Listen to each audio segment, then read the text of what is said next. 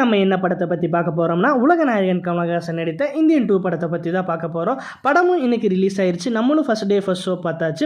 அதுக்கப்புறம் movie review போடலினா இப்படி சரி வாங்க நம்ம இந்தியன் படத்தோட கதை என்னன்னு பார்க்கலாம். ஸோ இந்த படத்தோட கதை என்னென்னா, நம்ம இந்தியாவில் லஞ்ச ஊழல் அதிகமாகிட்டே இருக்குது. குறிப்பாக வந்து medical department, educational department, government office department இடத்துல எல்லாம் ரொம்பவே ஊழல் அதிகமாகிட்டு இருக்கு. இதை எதிர்த்து சித்தார்த், பிரியா பவானி சங்கர் டீம் வந்து போராட்டம் பண்ணி யூடியூப்பில் அவேர்னஸ் வீடியோ போட்டுட்டு இருக்காங்க.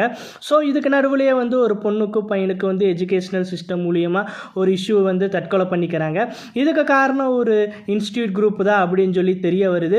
ஸோ சித்தார்த், பிரியா பவானி சங்கர்னால இந்த பிரச்சனையை சால்வ் பண்ண முடியலன்னு சொல்லி கம்மான் இந்தியான்னு சொல்லி நம்ம இந்தியன் தாத்தாவை வர வைக்கிறாங்க.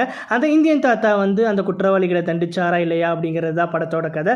இந்த படத்துக்கு நான் கொடுக்கக்கூடிய ரேட்டிங் வந்து 10க்கு 9. நீங்கள் இந்த படத்தை பார்த்துருந்தீங்கன்னா மறக்காமல் உங்கள் ரேட்டிங் சொல்லிட்டு போங்க. தேங்க்யூ.